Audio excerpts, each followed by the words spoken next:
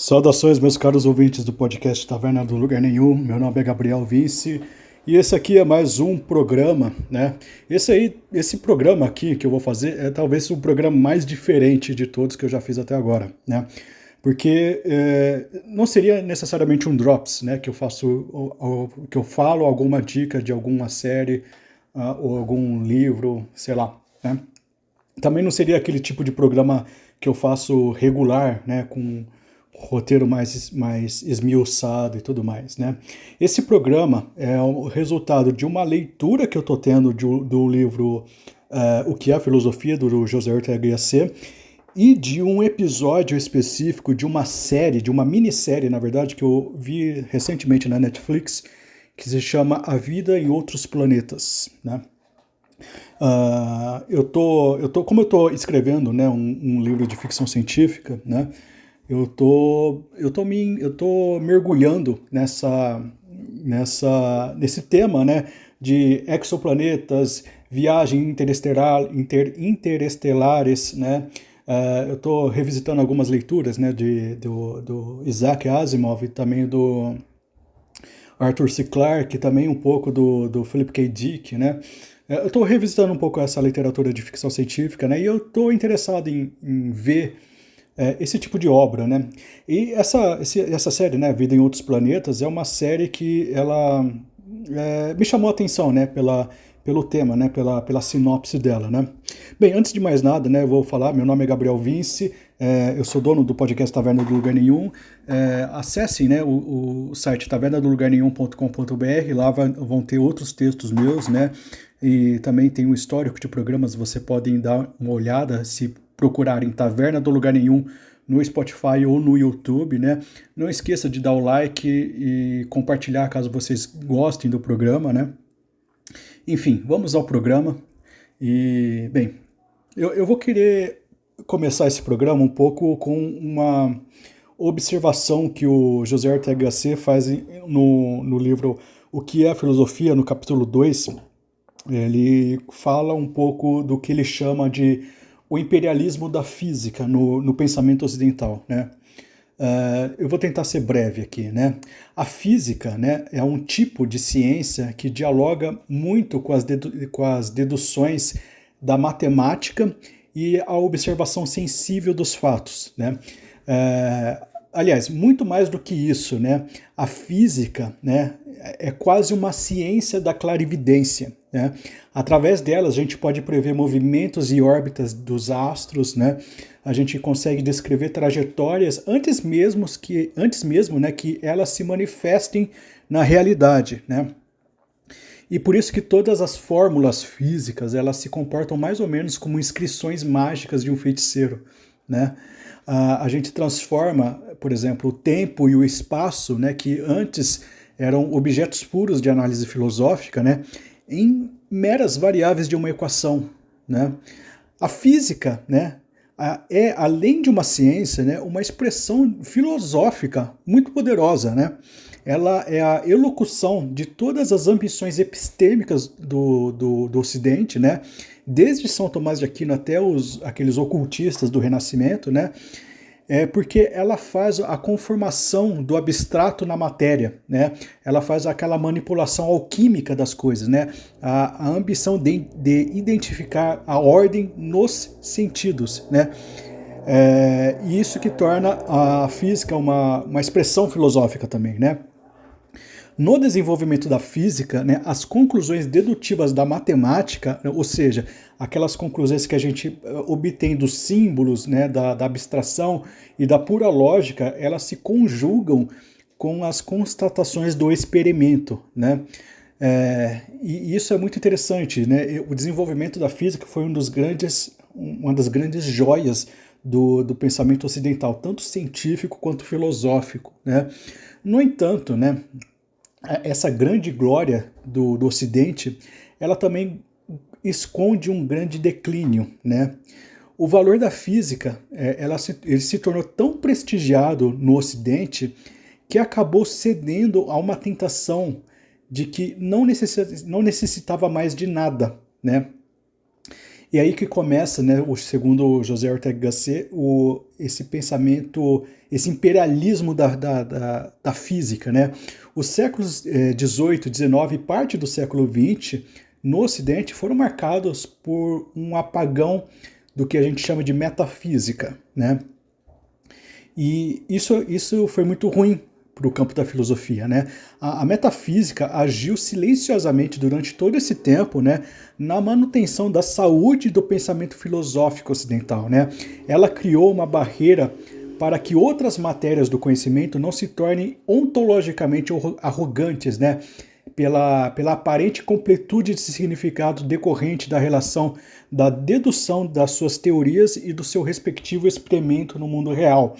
É uma coisa muito interessante, né? Porque quando a gente vai falar com um filósofo, quando a gente vai falar com um físico, quando a gente vai falar com um matemático, quando a gente vai falar com um biólogo, né? Esses ramos da ciência que se ramificaram, se especializaram em determinado assunto, você vai ver que há uma certa propensão de sobrevalorizar as questões existenciais dentro daquele campo de matéria específica, né? Isso especialmente acontece com muita frequência entre os físicos, né? Há muito físico fazendo deduções metafísicas sem saber de conceitos que não que fogem ao seu domínio, sabe? A filosofia geralmente foge ao domínio de figuras como aquele cara do buraco negro, Stephen Hawking, por exemplo, né? As deduções dele a respeito da matéria que ele estuda são brilhantes. As deduções filosóficas desse senhor são primárias, são horríveis, são burras, né? Num sentido mais agressivo da palavra, né? Ele é um péssimo filósofo, né? As deduções filosóficas que ele tira da sua matéria de estudo são muito fracas, né?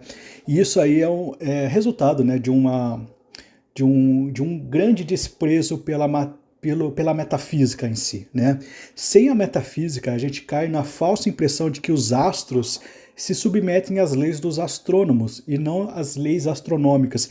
Veja que há uma diferença muito radical em você considerar, né, o que é a ciência como a lei, por exemplo, que eu mencionei, dos astrônomos, e a ciência como a descoberta de uma lei astronômica, né? Essa segunda abordagem que eu menciono, ela necessariamente implica na crença de que há uma ordem no universo, né? Eu não estou falando de design inteligente, não estou chegando nesse assunto, né? Mas existe uma percepção, uma intuição filosófica a respeito de uma ordem, e que essa ordem deve ser descoberta, né? E a ciência evoluiu muito no Ocidente por conta disso, né? Por conta dessa percepção. E José Ortega y Gasset, né, no seu livro Que é a Filosofia, especificamente no segundo capítulo desse livro, né, diz que essas mudanças que eu estou mencionando, né, essa decadência da filosofia coincide muito no pensamento europeu com a ascensão de uma figura muito conhecida hoje em dia, né, nas retóricas, especialmente nas retóricas marxistas, que é a figura do burguês, né? Ou seja, quando houve uma ascensão burguesa, não houve uma ascensão apenas econômica, mas uma ascensão de visão de mundo, né? O burguês, vamos pegar o burguês não como uma pessoa em específico, mas como um arquétipo, né? É um tipo de homem que é totalmente despido de uma vocação contemplativa, né? Um homem que ele só conhece a prática, né? Que só consegue extrair do conhecimento aquilo que lhe serve em sentido utilitário, né? O José Ortega y Gasset ele faz uma comparação faz muita comparação desse tipo de homem com o grego da antiguidade, né, o filósofo grego da antiguidade, ou os escolásticos da Idade Média, né, que esses tipos de homens, né, eles não estavam tão preocupados assim com a fertilidade utilitária do conhecimento. Não que essa preocupação não existia, né, mas ela era menor, né. No burguês é ao contrário, né? Antes de ser filósofo, inclusive, o burguês, antes de ser filósofo, antes de ser místico, antes de ser artista, né? O burguês era artesão, o burguês era comerciante, o burguês era produtor. Ou seja, todo conhecimento em sua perspectiva deveria, né, ter validade no sentido mais utilitário e mais imediato possível, né? Se a metafísica não tem utilidade, entre aspas, né, que esse é um pensamento já bem equivocado, né, então ela é prescindível na consideração contemplativa desse sujeito, né? Ela está condenada a um campo de curiosidade filosófica primitiva, né? E o que decorre disso aí, né? O que decorre é a afirmação dogmática de que apenas aquilo que se traduz na matéria pode ser considerado real, né? Já deu para perceber que uma coisa muito paradoxal, que tanto o cientificismo quanto o materialismo pregado por Marx, eles não são nada mais, nada menos do que a radicalização do pensamento burguês, né? É curioso, né, falar que Marx é um pensador burguês radical, né? Mas de fato, né, se pegar o que é o marxismo, né, não é nada mais, nada menos do que a radicalização de todo o pensamento burguês até então, né? Por isso que a era burguesa, na qual a gente ainda está inserido, né, orgulha-se tanto desse triunfo industrial, desse triunfo da tecnologia, desse triunfo da economia, né? A economia, até mesmo por Marx, ela é a base, ela é a infraestrutura de tudo que a gente vê por aí, né? A sociedade muda a cultura, muda os seus critérios religiosos de se ver no mundo, né? A partir da economia, né? Ou seja, né, essa é uma das coisas mais absurdas, né, para mim, na minha opinião, do pensamento marxista, né? Enfim, né, o José Ortega Gasset fala que todo esse processo de decadência filosófica, né, ele é um processo que se coaduna, né, com esse perfil do homem burguês e se coaduna muito com essa ideia de que nosso pensamento ele foi colonizado pelo imperialismo da física, né? Bem, e o que isso tem a ver com a série A Vida em Outros Planetas, né? Não a série toda, né? Eu vou dizer, eu gostei da série, né? Mas eu achei pontos interessantes para se criticar filosoficamente nessa série, né? E eu não vou falar da série toda, né? Eu vou falar de um capítulo só, né? Essa minissérie, né? Ela é uma minissérie de 4 episódios, cada uma fazendo uma especulação sobre como seria a vida em 4 planetas, né? Esses planetas seriam Atlas, Janus, Éden e Terra. Uma consideração importante, né? Essa Terra, né, não é a Terra que você está pensando, né?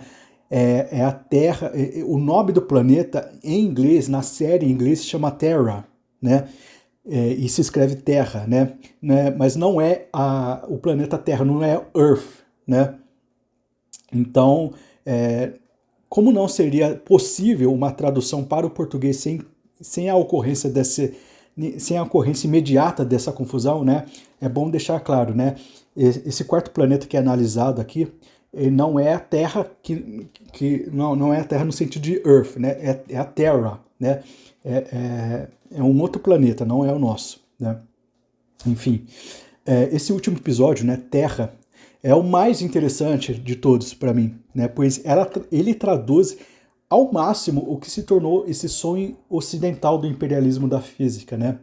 Nesse episódio, nós temos um planeta chamado Terra, né, cuja civilização é considerada extremamente avançada ao ponto de estar terraformando e colonizando outros planetas em seu sistema solar, né?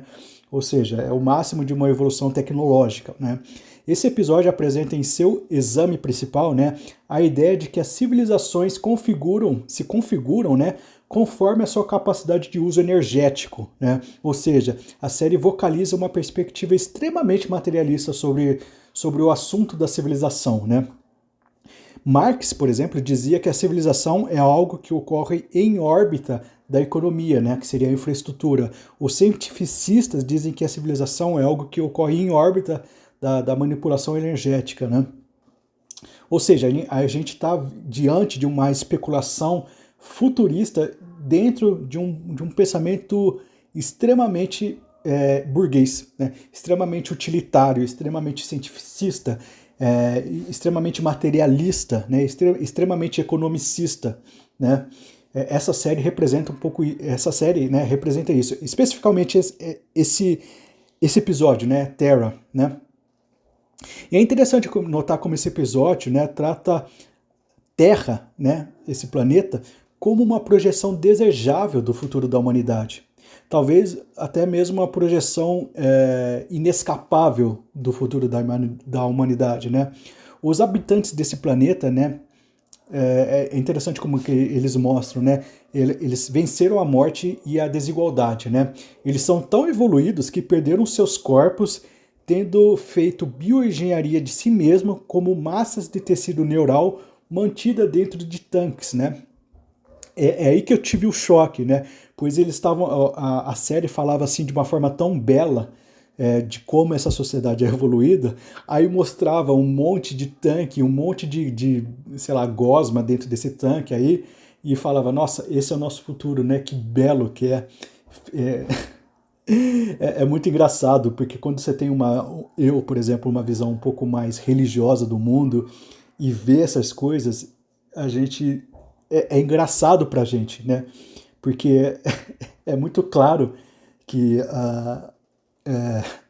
o pensamento cientificista ele projeta uma ideia de perfeição que para nós é muito esquisita, né?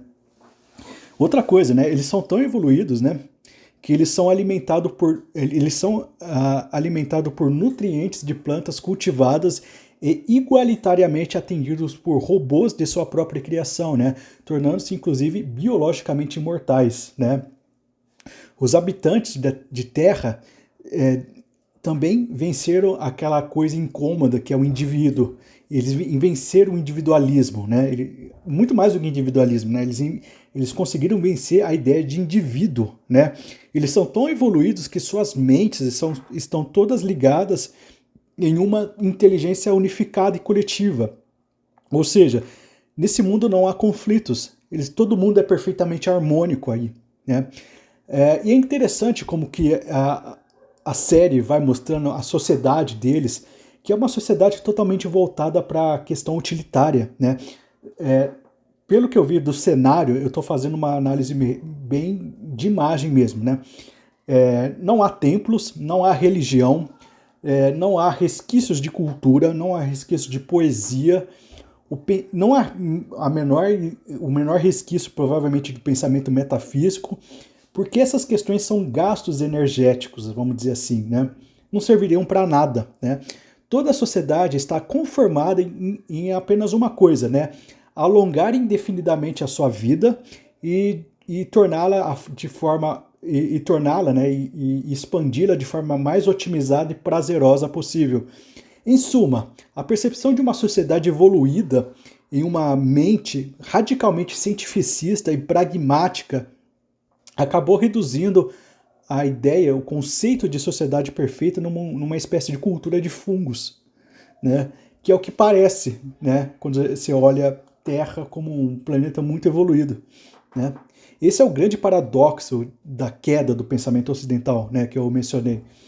A gente abandonou a ideia do Éden, a gente abandonou a ideia do Valhalla, a gente abandonou a ideia dos Campos Elíseos e a gente ficou com essa ideia, essa ambição estranha de nos compararmos com uma colônia de fungos, né? E é isso que a história do pensamento ocidental parece nos levar, né? Por conta desse grande prestígio da física sobre a metafísica, né? Esse programa não é uma crítica à física, à matéria física, eu acho maravilhosa, eu acho a ciência maravilhosa, eu acho que o utilitarismo tem o seu campo de importância na sociedade, né? Mas a gente tem que colocar o nosso próprio conhecimento em uma e uma cadeia hierárquica, né? Que para que a gente não enlouqueça, né? Para a gente não olhar esse tipo de não olhar esse episódio Terra e olhar aqueles fungos presos em gaiolas e achar que tá tudo seria ótimo se a gente chegasse nesse patamar, sabe? Enfim, era essa a reflexão que eu gostaria de fazer a respeito é, desse segundo capítulo, né, do José Ortega Gasset, do livro O que é a Filosofia, e também desse quarto episódio dessa série que se pode encontrar na Netflix, né, que é a série A Vida em Outros Planetas, né? Esse quarto episódio Terra, né? Os outros episódios são bem interessantes também, viu? E enfim, eu ia comentar algumas coisas a respeito dos outros episódios, mas eu acho que o programa vai perder o seu foco, né? Bem, espero que vocês tenham gostado desse programa. E se gostou, né, comente, compartilha. Não esqueça de curtir também, né, se estiver vendo pelo YouTube e tudo mais. E não esqueça de acessar, né, o site tavernadolugarnenhum.com.br e é isso. Até mais, fiquem com Deus e até o próximo programa.